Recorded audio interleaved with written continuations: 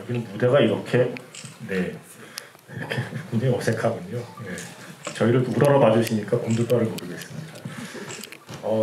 제가 듣기로 오늘 여기 매진이라고 들었어요. 그래서 150석을 다 채워준 관객분들께 먼저 감독님과 배우분께서 인사 부탁드릴게요. 네, 안녕하세요. 너하나에서 세미 역할 연기한 박혜수입니다. 반갑습니다.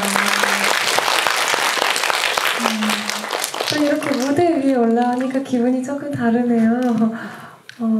어제는 또 지휘를 했는데 약간 로맨스 위주의 이야기들이었었는데 오늘은 또 어떤 새로운 이야기를 할지 기대가 많이 되고요. 네, 좋은 질문들 많이 해주시면 열심히 답변 드리도록 하겠습니다. 오늘 와주셔서 감사합니다.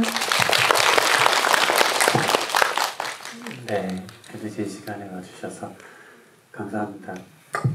저희가 GV를 많이 하다 보니까 먼저 잠깐 수요 조사를 좀 했대요. 오늘 영화 처음 보신 분 없으신가요? 많으시네요. GV를 처음 오신 분. 네, 알겠습니다. 제가 파악하고 있겠습니다. 2번 이상 보신 분. 네. 건너뛰어서 5번 이상 보신 분. 설마 10번은 없겠죠? 10번이 있나요? 감독님이 좀 긴장하셔야 될 것 같습니다. 무슨 말을 해도 이미 다 들은 얘기를 확률이 큽니다.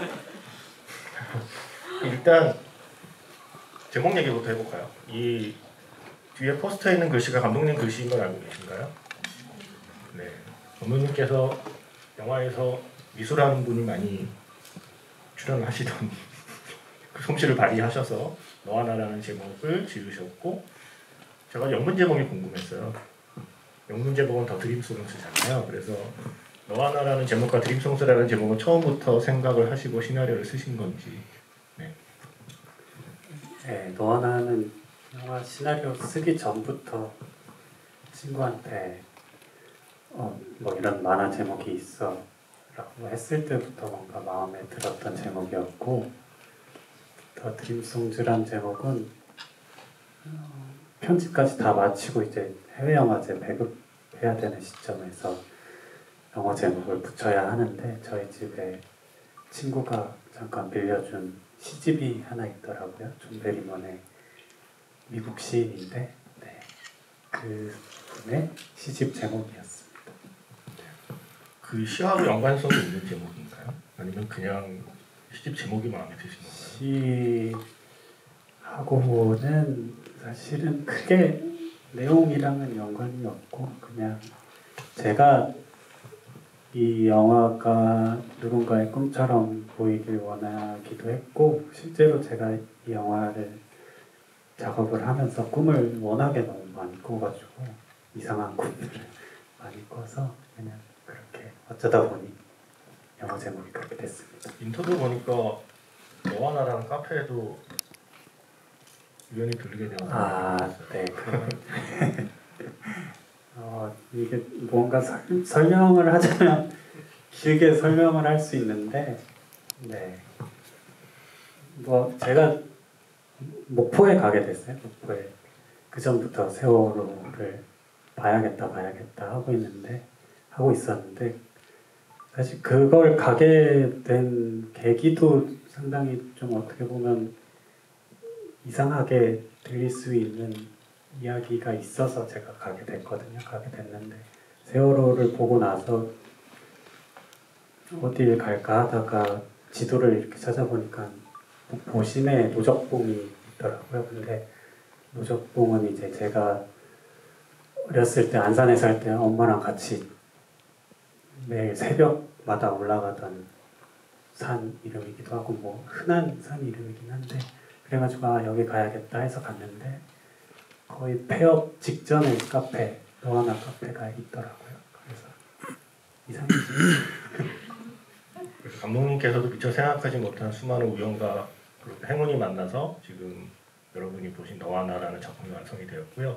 미리 말씀드리면 오늘은 직접 마이크로 질문하실 기회를 드려볼까 해요. 계속 오픈 채팅을 하셨을 거잖아요. 네, 그래서 한 3문장 정도로 축약을 해서 이따가 궁금한 거 질문을 해주시고 질문하시기 전에 이 영화에서 나의 최애 모먼트 정도 하나 정도는 얘기를 해주시면 앞에 계신 감독님이나 배우분들도 계속 주기만 하고 가는데 뭔가 받는 게 있을 거잖아요.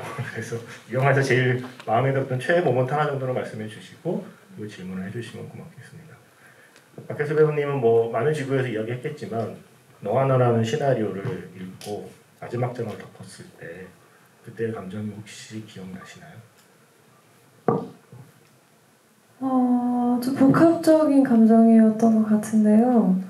되게 뭔가 한편의 긴 꿈을 누군가의 꿈을 들여다본 것 같기도 한 기분이었고 그리고 그때 당시에 제가 읽었던 시나리오는 조금 더 뭔가 이렇게 꿈 같은 느낌이 더 있었어서 제가 이걸 잘 100% 이해하고 있는 건지 아니면 제가 해석하고 싶은 대로 해석하고 있는 건지 조금 헷갈리기도 했던 것 같아요. 그래서 완성된 작품을 봤을 때 이제 그때 제가 느꼈던 그 감정이 느껴지기도 하고 또 아주 새로운 감정이 느껴지기도 했던 것 같아요. 이 작품을 지금까지 대략 몇 번 정도나 보신 것 같아요? 이제 관객분들이 이기셨어요. 왜냐면 제가 9번 보고 그 이후로 더 못 봤거든요. 네. 네. 분발하셔야 될 것 같습니다. 네, 그렇습니다. 9번을 보면 조금씩 포인트가 좀 달라질 것 같기도 하거든요. 처음 영화를 볼 때랑 영화를 계속해서 같은 영화를 여러 번 볼 때 조금씩 마음이 가는 장면이 다르거나 눈에 들어오는 순간이 좀 다르거나 그렇던가요? 네, 그런 경험을 전 처음 해본 게 사실 저는 진짜 좋아하는 영화도 3번 이상, 4번 이상 못 보거든요. 그런데 너와 나라는 영화를 처음으로 그렇게 많이 보면서 정말 신기한 경험을 했던 게 눈에 들어오는 장면, 가장 강렬하게 이제 기억에 남는 장면이 매번 볼 때마다 바뀌고 또 어떤 장면에서 분명 엉엉 울었었는데 이번엔 제가 막 웃고 있고 또 그 반대이기도 하고 막 이런 경험을 하면서 참 이 영화에 많은 이야기가 담겨 있고 또 그냥 어떤 평면적인 납작한 슬픔만이 담겨 있는 게 아니라 되게 복합적인 것들이 뒤섞여 있구나 이런 생각을 많이 한 것 같아요. 처음 이제 세미가 돼서 교복을 입었을 때의 느낌도 기억나세요? 내가 처음 교복을 입고 세미가 되던 날. 네, 약간은 이래도 되나 싶었어요. 왜냐면 제가 그때 28살이었기 때문에 그래도 됩니다.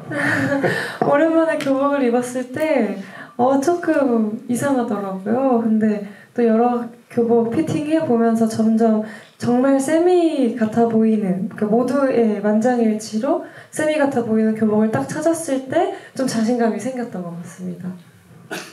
감독님께 질문 몇 개만 더 하고 기회 드리고 또 제가 이어서 하고 그렇게 진행해 볼게요.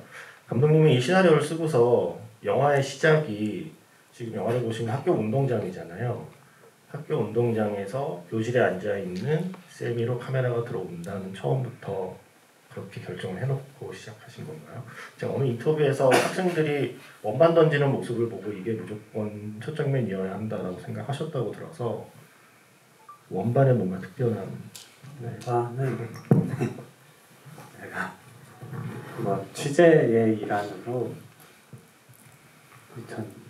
2017년 여름에 그 세월호 유가족 분들이 다니는 중학교에 제가 강의를 갔다가 그때 이제 창밖으로 그 중학생 아이들이 원반을 던지고 있는 게 보여서 그 이미지가 좀 강하게 뇌리에 박혔고 그 다음에 이제 첫 장면을 구상하면서 그게 자리 잡게 됐고 사실 제가 시나리오를 쓸 때 어떤 장면이 확실하게 떠올라야 이거를 좀 안심하고 넘어가는 경향이 있어서 첫 장면은 이제 그렇게 영화에 보신 것과 똑같이 머리에 구상을 하고 시작을 했습니다.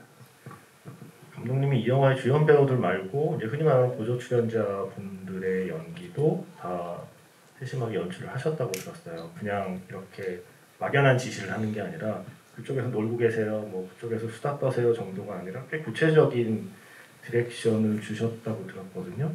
그렇게까지 하신 이유와 제가 이번에 다시 보면서 궁금한 게 오프닝 시퀀스 보면 맨 오른쪽에 팔짱 끼고 걸어가는 남녀 학생이 살짝 보이거든요. 그러니까 그런 것까지 원경으로 잡히는 것까지 혹시 세세하게 디렉션을 주신 건지 그것도 궁금해졌어요. 일단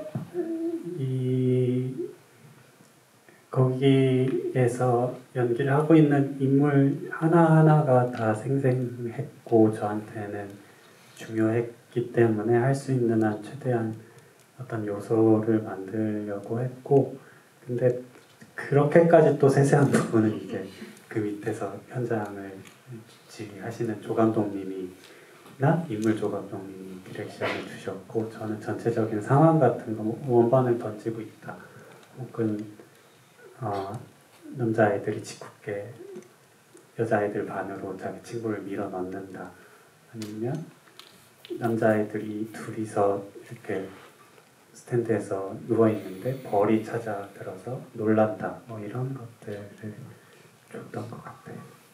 그게 아마 영화를 처음 보시는 분과 여러 번 보시는 분의 차이는 그런 게 눈에 이제 들어오느냐 아니냐일 거예요. 그러니까 이게 아무래도 주연 배우 세미야 하은이의 이야기에 집중해서 보게 되지만 사실 이 영화가 이렇게 오랫동안 잔상을 남기는 이유 중에는 어떻게 보면 쉽게 넘길 수 있는 그 수많은 구석구석의 여백까지도 굉장히 세밀하게 세팅을 하고 연출을 한 결과가 아닐까라고 저는 생각을 했거든요. 그렇기 때문에 오프닝에서부터 그런 설정이 있었기 때문에 나중에 수학여행 전날의 그 풍경들이 아마 우리에게 오랫동안 가슴에 남는 이유가 아닐까 생각이 들어요. 그렇게 오프닝에서부터 차곡차곡 쌓아올린 디테일이 결국 마지막에 그 수학여행 가기 전에 아이들의 풍경의 설득력을 만들어준 게 아닌가 라고 생각이 들어서 그 질문 드려봤고요. 너무 숙연하네요. 이제 질문 기회 한번 드려볼까요? 질문하고 싶으신 분이 있으면 손을 들어주시면, 제가 좀 열이 나서 네.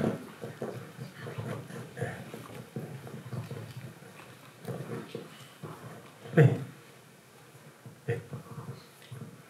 안녕하세요. 저 영화 너무 잘 봤습니다. 제가 진짜 좋아하는 영화고요. 많이 울고 많이 웃었었는데 제가 진짜 많이 웃었던 장면이 세미가 하은이 카톡을 버스에서 확인하잖아요. 그 신경 쓰이게 만들어서 미안 수학여행 전날에. 그게 저는 제 생각에 이게 진짜 XX 염색체가 아니면 나올 수가 없는 진짜 말투라고 생각을 하거든요. 혹시 이거 감독님이 직접 쓰신 건지 아니면 본채 배우님이 직접 쓰신 건지 궁금해서요. 이거 너무 사장님 행복하세요. 예, 그거 화면도 흔들리고 뿌해가지고 이렇게 힘드실 텐데. 몇 번 보셨나요? 14번을 보면 이런 게 보입니다. 여러분 갈 길이 멉니다. 처음에 이제 그 미술 담당 연출부가 몇 개를 안을 가져오면 제가 그 중에서 골라서 그 정도 수정해서 다시 가져와 주세요 해서 컨펌을 내리는데, 제가 기억났던 제 코멘트는 그 끝에다가 뭐 다 얘기한 다음에 안녕 이거 하나만 넣어달라고 했거든요. 네, 그랬습니다. 그래서 제가 그 안녕 엄청 너무하다고 했었잖아요. 그 안녕의 그 뭔가 진한 의미를 느끼시는 분들 계시죠? 왠지 이 안녕이라는 말에 그 이상한 느낌 있잖아요. 그래서 그걸 꼭 넣으신 게 되게 저는 좀 너무하다는 생각이 들었었거든요. 너무하셨다는데요? 네, 그리고 제가 세미의 감정을 위해서 그렇게 했죠. 뭐, 네. 안녕 보면 얼마나 그러니까요. 그렇죠. 감독님이 저쪽에서 손 들고 반성하고 계시고요. 자, 또 질문 있으신 분 있으면 손 들어주시면 우리 앞에부터 먼저 하고 올라갈게요. 네. 방송을 좀 줄여야 돼서. 감사합니다. 저희 오늘 세 번째 보는데 오늘 들어왔던 장면은 사실 첫 번째 봤을 때도 그랬는데 오늘 되게 오랜만에 다시 보니까 그 혜수 배우님이 그 마지막에 훔바바 전에 하은이에게 얘기하는 장면들이 역시나 제일 좋더라고요. 그리고 저희 질문은 조현철 감독님께 드릴 건데 마지막에 되게 사랑해로 가득 채우시잖아요. 그게 이유라고 해야 될까? 그렇게 마지막 장면을 결정하신 마음이 궁금합니다.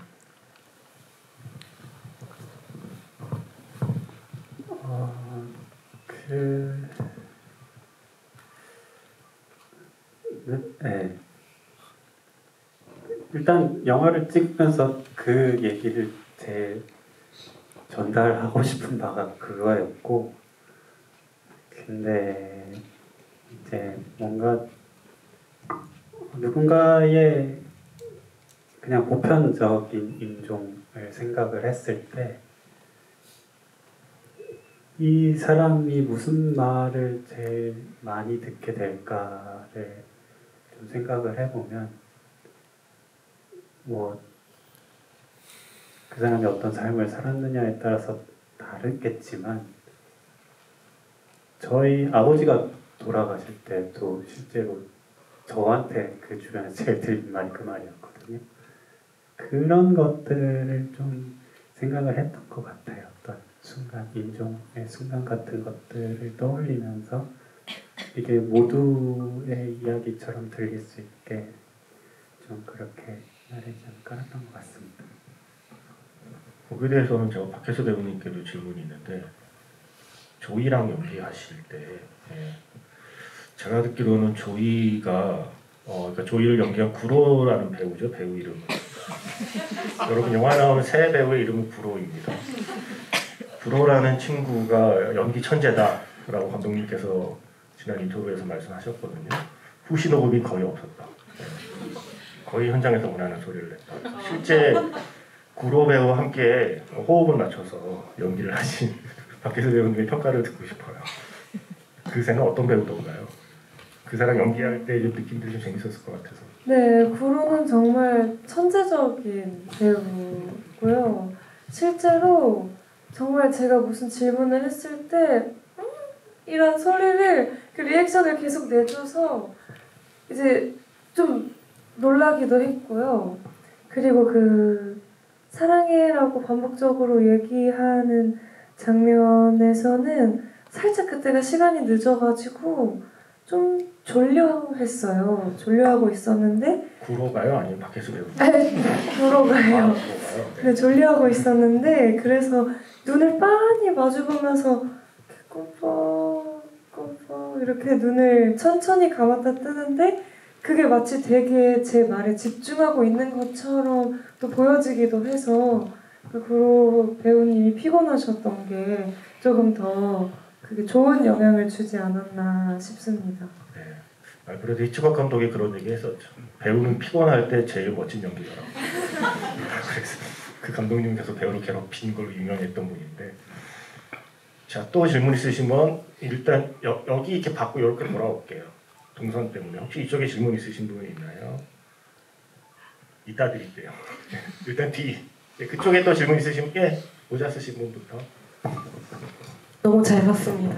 그 가장 좋아하는 장면은 역시 고백할 때 그게 다야 라는 말과 함께 이제 울잖아요. 근데 괜찮아, 다 괜찮아질 거야 라는 말하면서 오히려 고백을 했는데 괜찮아질 거라고 안아주면서 하는 말을 너무 좋아하는데, 그래서 궁금한 건 혹시 사랑한다는 말 음원 발매 계획이 아예 없는 건지, 어떤 버전이라도 오영님 버전이든 아니면 혜수 배우님 버전이든 음원 발매 계획이 없는 건지 궁금하고, 또 혹시 정말 실례가 안 된다면 혹시 한 소절만 해주실 수 있는지 여쭤보고 싶습니다. 빠르게 발매 관련해서 사랑한다는 말은 우혁 씨가 원래 이제 갖고 있었던 곡이에요. 그래서 아마도 OST 형태는 아니고 이후에 완성을 해서 따로 별도로 아마 발매를 하지 않으실까 싶은데 아직 뭐 그런 구체적인 계획은 없는 상황이고 너와 나로는 발매는 아닌 것 같아요.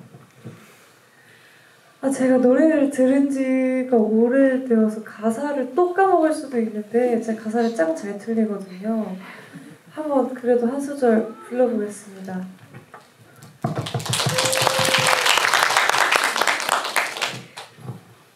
사랑한다는 말은 굳이 왜 했던 건가요? 우린 다른 길을 바라보고 있었는걸요. 영원할 거란 말은 굳이 왜 했던 건가요? 이미 우린 다른 길을 향해 걷고 있는걸요.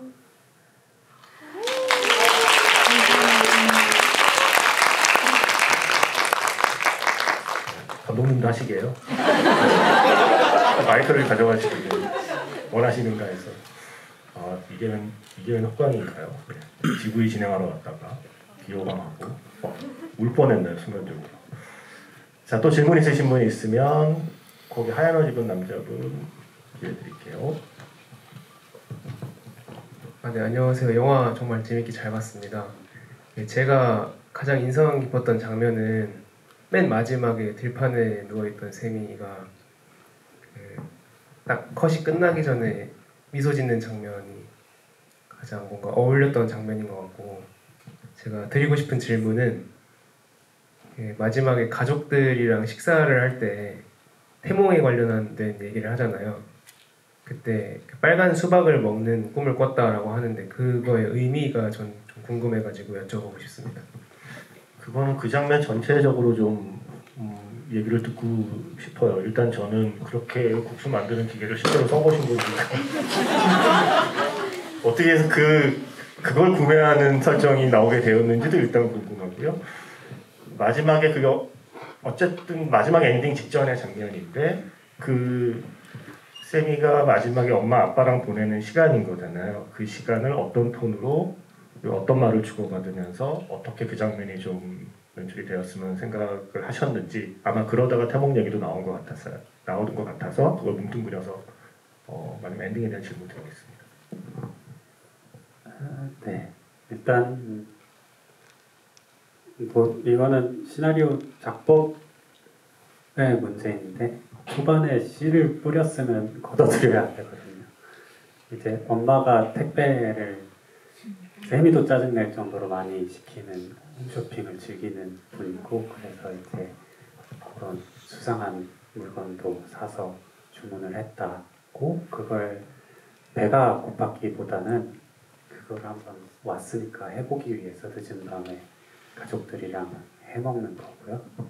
그리고 태몽도 사실은 저희 영화에서 삭제된 장면 중에 세미가 조퇴를 하다가 그 산부인과에 갔다 돌아오는 선생님을 마주치는 씬이 있는데, 거기서 태몽 얘기가 나오는데 그거를 이제 다시 세미가 자신의 태몽을 그때부터 궁금해하다가 엄마한테 물어본다 였고요.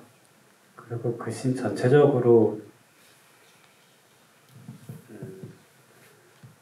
좀 생기가 역시나 있어야 됐기 때문에 선배님들한테 설정을 다 드렸거든요. 이 부분은 사이가 좋지 않고 딸이 있어서 이렇게 같이 살긴 하는데 아슬아슬한 것이고, 엄마는 슈퍼마켓을 운영하시고 아빠는 교직원인데 일을 그만두고 싶어 한다라는 설정이 있었고, 거기서 근데 제가 기대하지 않았던 거를 그 세미 엄마를 연기해 주신 박미연 선배님이 해주신 게 정말 감정 기복을 세미처럼 연기해 주시는 거예요. 저는 딱히 그거를 기대를 못했는데 그걸 보고 너무 이 한 장면 안에서 이 모녀의 이 유사성이 너무 잘 드러나서 너무 좋아했던 기억이 있습니다. 그 얘기는 박혜수 배우님께도 그 장면 촬영에 대한 얘기를 여쭙고 싶어요. 대부분 다 하은이나 또래들하고 찍다가 사실상 거의 마지막 장면에서 선배 배우들하고 그러니까 가족의 분위기를 처음으로 연기한 거잖아요. 그게 어쨌든 마지막 장면이니까. 그때 촬영들이 어땠는지도 궁금하고 실제로 맛있어요 국수가? 처음 봤어요 저. 보신 분 있어요 이 영화 전에? 그래요? 그 대사에서도 얘기하지만 맛은 똑같아요. 더 쫄깃하잖아 하는데 그런 느낌은 없었던 것 같고요. 너무 재밌었던 게 감독님이 말씀해주신 것처럼 선배님께서 그 감정 기복이 막 짜증을 냈다가 웃었다가 해주시는데 그래 그때는 그래서 그런 거라고 이유는 몰랐지만 그때 그 촬영날 처음 선배님들과 호흡을 맞추는 거였거든요. 처음 뵙는 거였는데 너무 편안한 거예요. 정말 너무 편안했고 너무 재밌었고 또 그 씬이 되게 사실 좀 길잖아요. 대사량도 많고 근데 그냥 뭐 대사가 조금씩 바뀌면 또 바뀐 대로 뭐 이렇게 저렇게 흘러가고 매번 테이크마다 또 다른 재미로 흘러갔었어서 진짜 좀 재밌는 경험이었어요. 그리고 진짜 엄마 아빠랑 있는 것 같았어요. 그 짜증 내는 것도 다 좀 진심이었던 것 같기도 하고요. 그냥 좀 제가 엄마 아빠랑 있을 때 모습처럼 했던 것 같아요. 근데 그 안에서도 또 그 서로 너무 끈끈한 사랑이 느껴지잖아요. 그래서 제가 굉장히 좋아하는 장면 중에 하나입니다. 사실 저도 분발해야 되는데 아직 3번밖에 못 봤거든요. 근데 제가 3번째 볼 때는 저는 그 장면이 제일 좀 아팠어요. 우리는 이것이 실제로 일어난 사건을 바탕으로 이야기를 만들었다는 걸 알고 있잖아요. 그 엄마랑 아빠에게는 그게 세미의 마지막 모습일 거잖아요.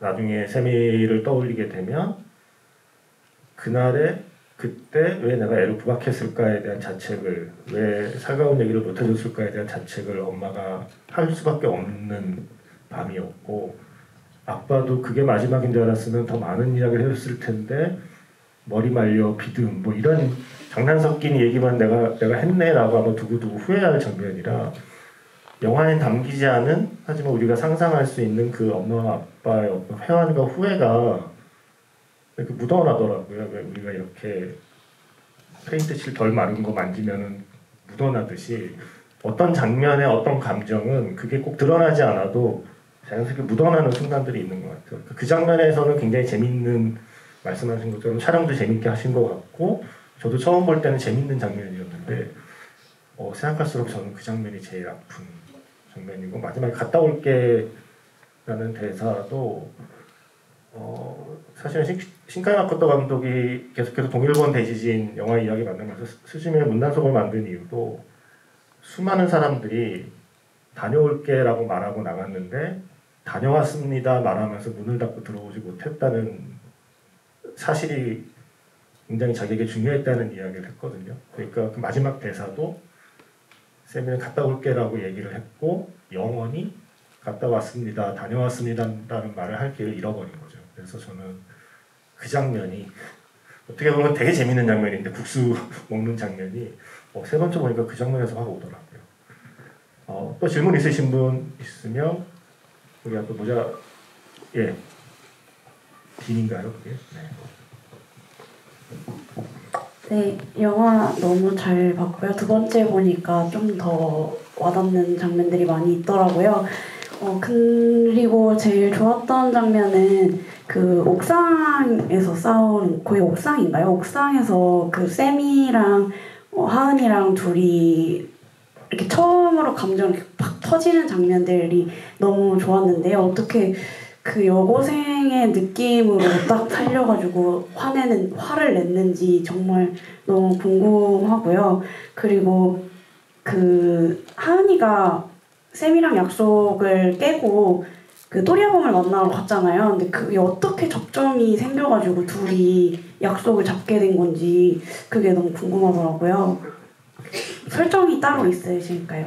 이거 제가 웃는 이유가 또리 한번 만나러 간 설정 같고 감독님과 배우분이 약간 티격태격 하셨던 지난 GV가 생각이 나서 또리 아범은 SNS로 연락을 주고받다가 하은이가 호기심에 나간다라는 설정이었고요.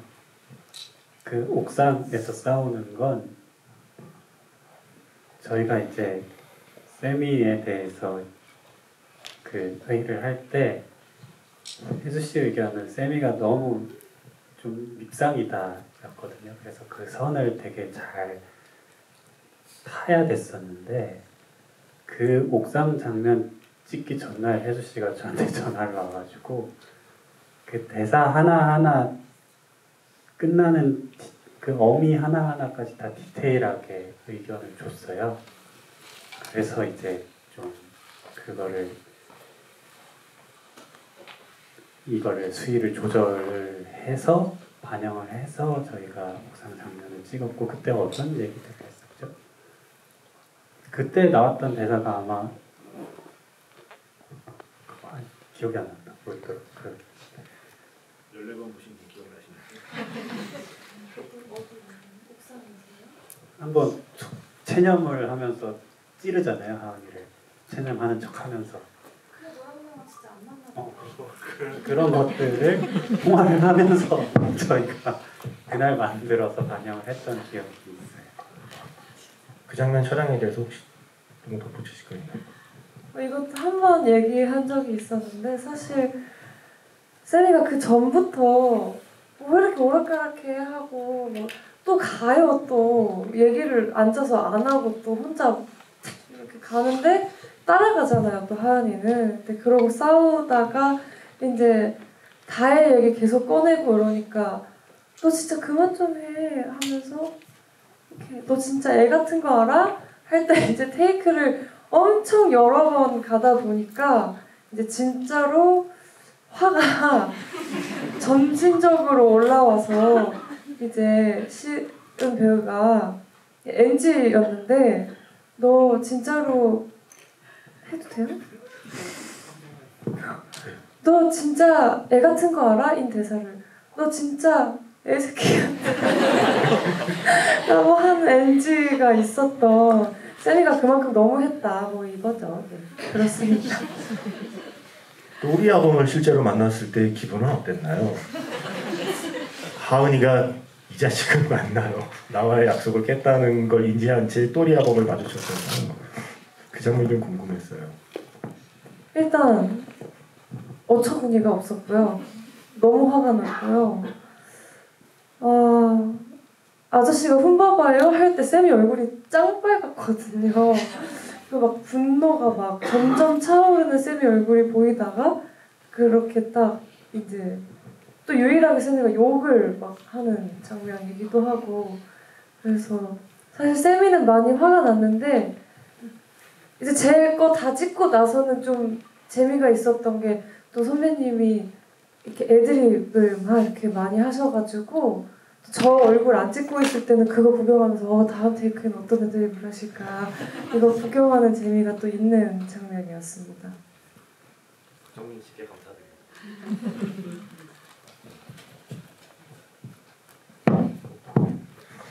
박정민 씨께 감사드린다는 얘기였습니다. 자, 또 질문 있으신 분 꼭 이렇게 처음에 안 들다가 네. 회색 후드티를 네. 네,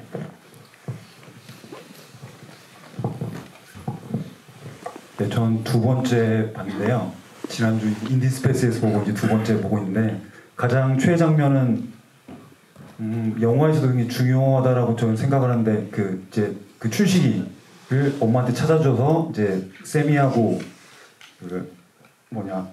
하은이가 만났을 때 그 자리가 어떻게 보면 서로의 오해도 어느 정도 좀 해소되는 장면인데 그 이후에 어떤 서로의 진심을 확인할 수 있게끔 해소하는 어떤 장으로서 판이 되었기 때문에 저는 그 장면이 처음 봤을 때도 그렇고 두 번째 봤을 때도 굉장히 좋았고요. 궁금했던 점은 조현철 감독님께 이제 질문드린 사항인데 제가 영화를 굉장히 좋아하다 보니까 영화인들 사이에서 좀 뭐 좀 기피한다는 게 어린아이들하고 아니면 뭐 동물들하고 찍는 거를 굉장히 연출자분들이 힘들어한다라고 하는데 전 처음 영화 봤을 때 그 춘식이라는 강아지가 나왔을 때 저 개가 왜 나왔을까라고 생각이 들었는데 그러니까 영화를 이제 보고 나서는 이제 왜 등장했는지를 알게 됐는데 일종의 전 뭐 큐피트의 화살 역할 같기도 하고 그랬었는데 이제 강아지라던가 어린아이들하고 촬영하면서 좀 애로 상황이라던가 좀 기억에 날 만한 에피소드 있으면 들려주셨으면 좋겠습니다. 정정하자면 진식입니다. 춘식이 더 어울리긴 하는데.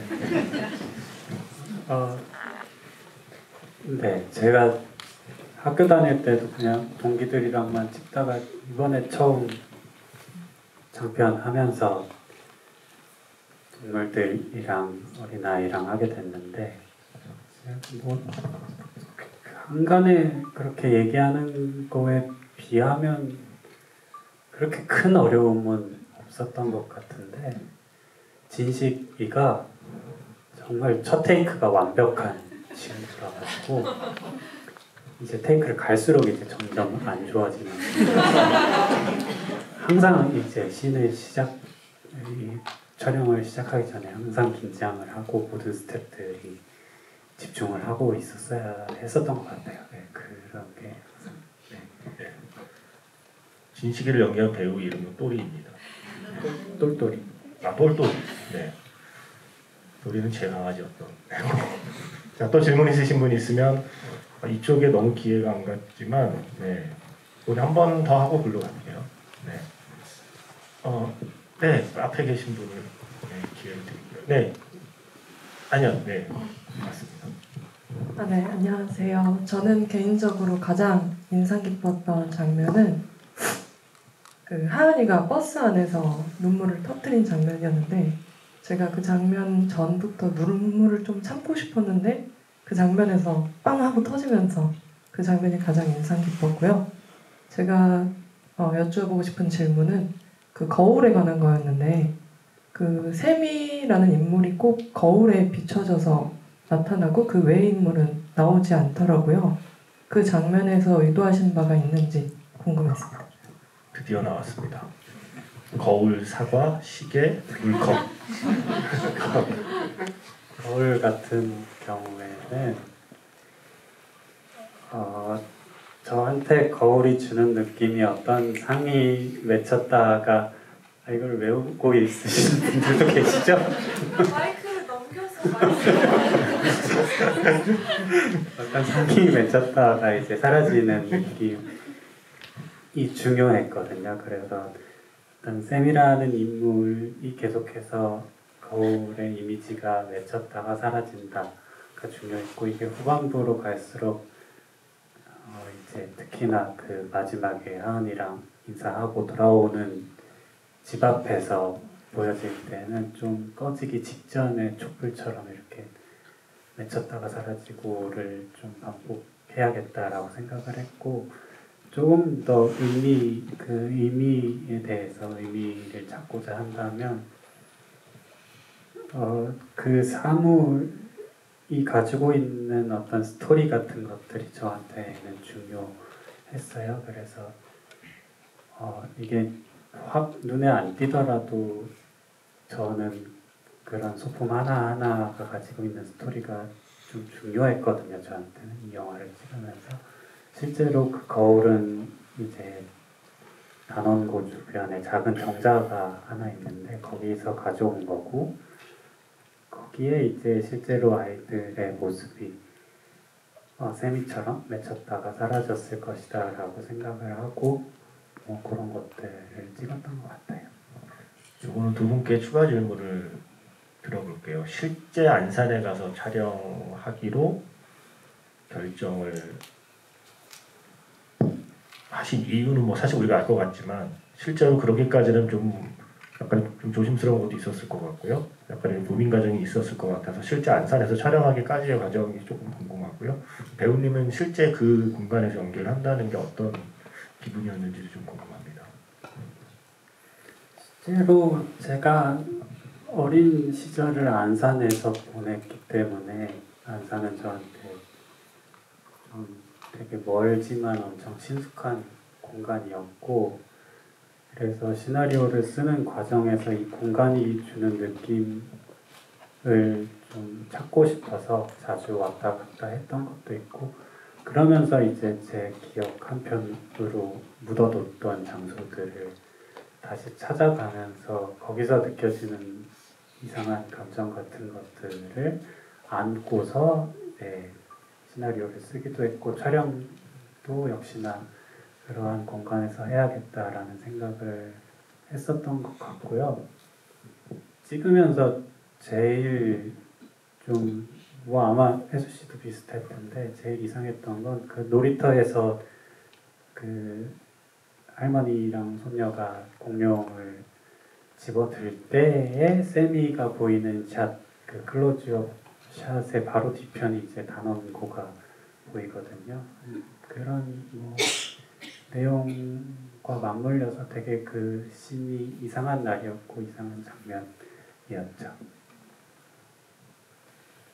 네, 이제 그 공간에서 촬영을 한다는 게 긴 시간은 아니었어요. 한 달 정도 되는 시간이었는데 매일 그곳에 가서 이제 시간을 보내게 되잖아요.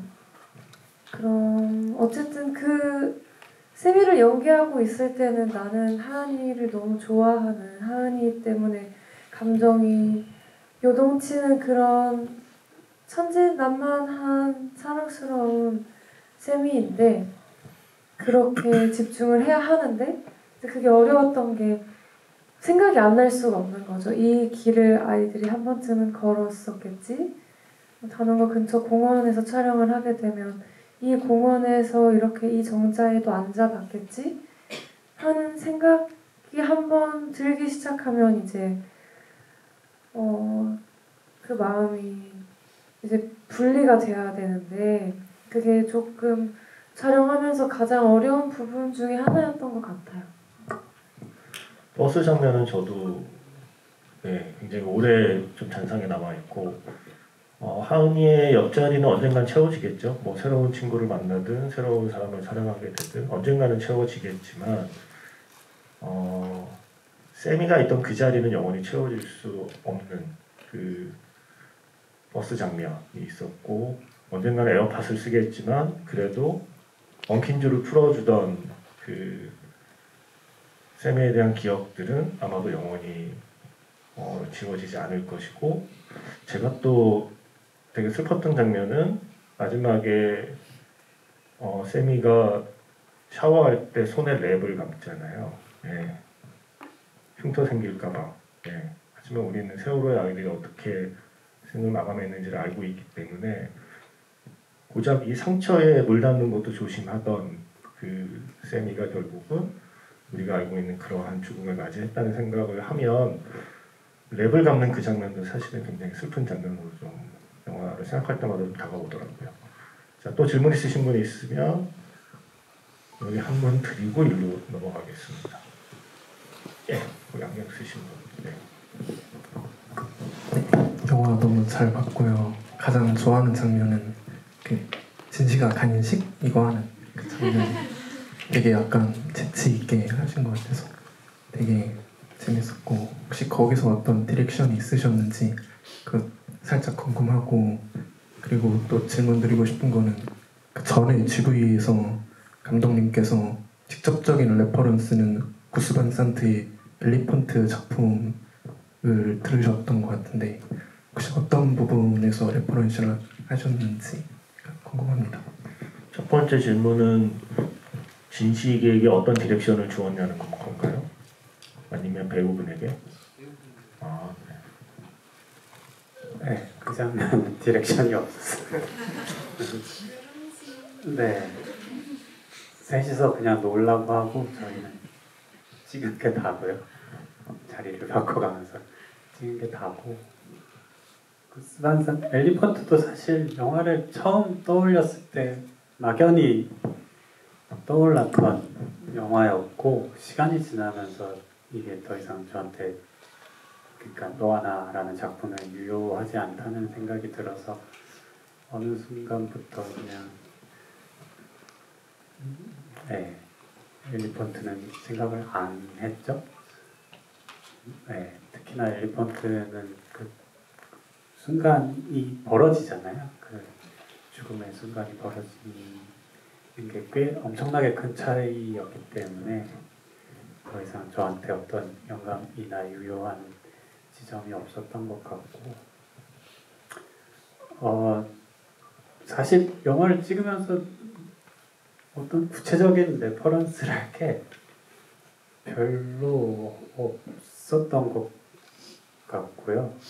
근데 시나리오를 쓰는 과정에서 저를 계속해서 끌어잡았던 작가가 이거 바로 전 GV에서 말씀드렸던 것 같은데, 제발트라는 소설가의 작업들이 뭔지 모르겠는데 저를 굉장히 사로잡았고, 그런 느낌들이 조금이나마 저희 영화에 살아났으면 좋겠다라고 생각했는데, 그 작가의 소설을 읽어보시면 아시겠지만 굉장히 방대하거든요.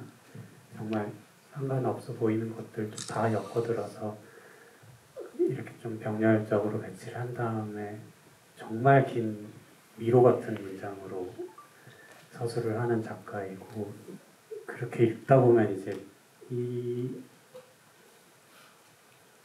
발화를 하는 주체도 누구인지 헷갈리게 되는 경우가 다반사인 그런 작가인데, 그런 작가의 영향을 좀 받았고, 아까 그 안산을 자주 오갔다고 했잖아요. 어떤 현장에 제가 직접 갔다라고 했는데, 그거에 어떤 영향을 받은 것도 그 작가가 한 인터뷰 중에 이제 그 작가의 작품 중에 그 유대인 홀로코스트에 대한 작품 아우스터리츠라는 작품이 있는데, 그거 출판에 맞춰서 어떤 인터뷰에서 그 작가가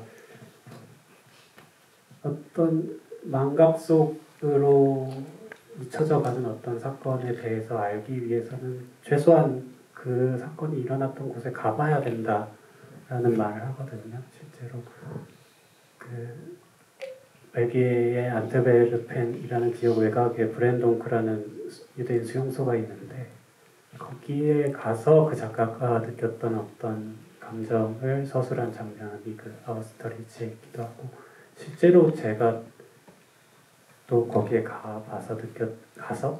직접 가서 느꼈던 것들도 있고, 제가 안산에 실제로 가서 느꼈던 것, 목포에 가서 실제로 그 인양된 선체를 보면서 느꼈던 것, 혹은 진도의 팽목항에 가서 느꼈던 어떤 감정들이 다 어떻게 보면 다 녹아들어가 있는 것 같아요. 또 질문 있으신 분 있으면 여기 여자분까지 드리고 1분단, 2분단인가? 네. 1분단 마지막 질문 드리고 2분단 넘어가겠습니다. 가장 인상 깊었던 거는, 제가 영화를 처음 봤는데 그 세미가 사랑하는 대상을 찾으러 갈 때마다 뭔가 지나갈 수 없는 것처럼 보이는 그 꽃이 있는 길을 헤쳐서 지나가는 게 저는 조금 기억에 많이 남는 장면이었던 것 같아요. 그래서 드리고 싶은 질문은, 이 장면과 관련은 없지만 그 진식이가 폐가로 들어갔을 때 다른 강아지들도 많이 있었잖아요.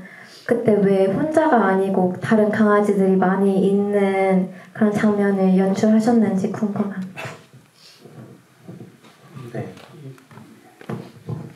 이거를 처음 시나리오를 쓸 때에는 진식이 혼자서만 등장한다였는데, 제가 실제로 이 진식이를 출연시키기로 그 마음 먹었었던 어떤 장면은, 제가 실제로 그 부암동, 그러니까 인왕산 쪽에 살 때 그 길을 내려오면서 고등학교 앞에서 어떤 하얀 개를 마주치고 난 다음에 저 개는 되게 이상하다라고 지나치고 나서 이제 한 20분 정도 더 걸어서 시내의 어떤 동물병원 앞을 지나쳤을 때 흰 개를 찾는 전단지를 보고, 이제 콩나물이라는 개였죠. 그 개를 평소에는 그냥 지나치는데 왠지 이 개가 그 개인 것 같아서 주인한테 연락을 했던 기억. 그 다음에 그 뒤로 이제 어떤 기사를 접하게 됐는데 인왕산에 살고 있는 어떤 들개들에 대한 기획 기사와 사진들을 접하게 됐죠. 그 사진들로 인해서 어떤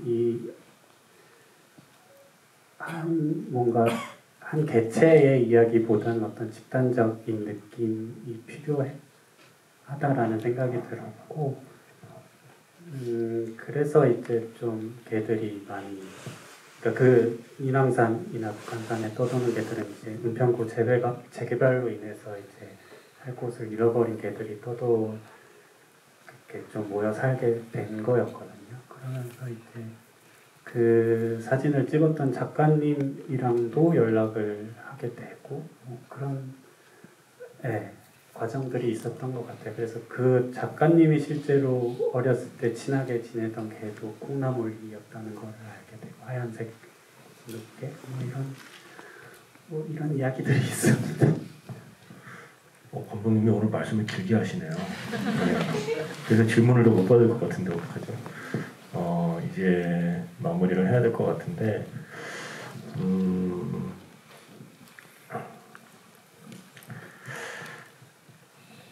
사람은 왜 죽냐고 그러면 늙고 병들어서 죽는다고 하우님 얘기했는데 늙고 병들지도 않았는데 죽은 사람들에 대한 이야기를 여러분은 좀 보신 거고요.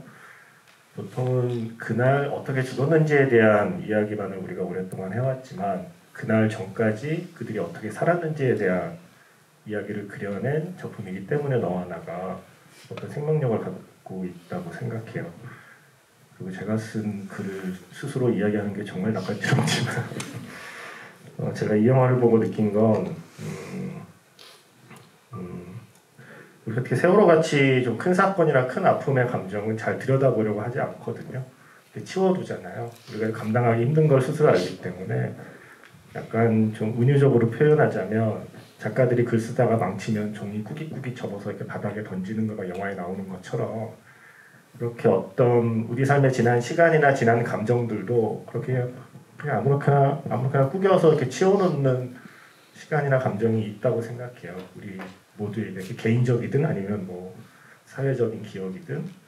그런데 저 영화가 하는 일은 이렇게 꾸깃꾸깃 접었던 그 시간이나 감정을 이렇게 살살 펴서 비행기로 접어서 잠깐이나마 하늘로 날려보내는 게 저는 영화가 하는 일이라고 생각해요. 너와 나라는 작품은 우리가 그렇게 세월호라는 큰 사건을 겪었지만 오히려 그 사건에 대해서 제대로 들여다보거나 얘기하지 않은 채 마음 한구석에 이렇게 구겨서 그냥 던져놓았던 어떤 우리의 마음들을 이렇게 푸른 하늘을 날아가는 비행기의 이야기로 이 하은이와 세미의 관계를 그려냈기 때문에 이렇게 오랜 여운을 주는 작품이라고 생각합니다. 그래서 이 작품 지불해야겠다 싶어서 이렇게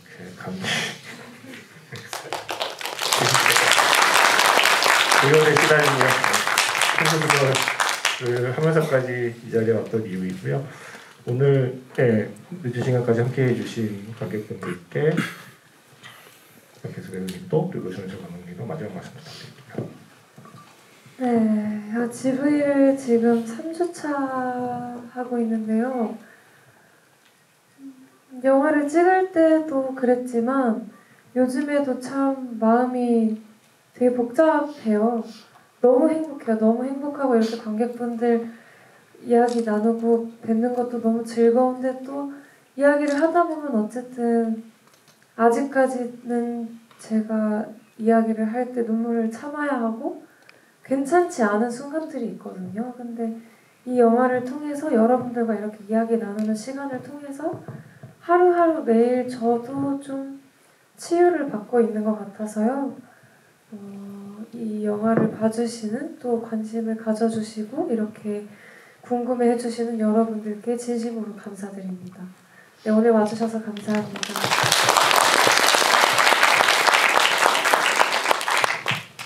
네, 끝까지 저희 이야기 들어주셔서 정말 감사하고 작가님 지금 흔쾌히 진행해 주셔서 너무 감사하고 아까 구겨진 종이 얘기를 하셨는데 저희 영화가 어떻게 보면 슬프잖아요. 쉽게 이렇게 어떤 감상에 젖어들 수 있는 영화인 것 같은데, 근데 돌이켜서 생각해 보면 그 구겨진 종이를 펴기 위해서 꽤 많이 움직였던 것 같거든요.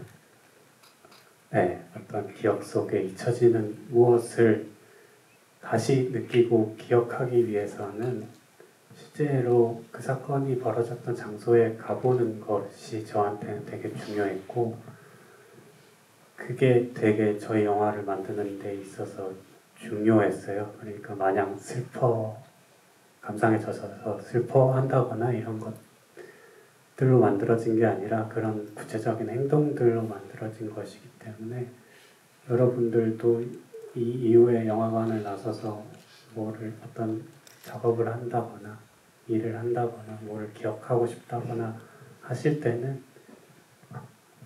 조금은 적극적인 행위들, 어떤 여정들을 거치셨으면 좋겠습니다. 네. 감독님 말씀 듣다 보니까 싱 스트리트에서 라피나가 했던 게 이거군요. 라피나가 행복한 슬픔에 대해서 이야기를 하잖아요. 슬픔은 슬픔인데 행복한 슬픔을 만들어내야 한다라고 이야기하던 싱 스트리트의 이야기가 이 영화의 엔딩과 맞닿아 있는 게 아닌가라는 생각을 하게 됐습니다. 오늘 늦은 시간까지 함께 해주셔서 감사하고요. 너 하나가 갈 길이 멉니다. 네, 그래서 여러분 모두 소셜 인플루언서가 되겠다는 마음가짐으로 너 하나가 좋았다면 여기저기 많이 소문내주세요. 오늘 함께 해주셔서 고맙습니다.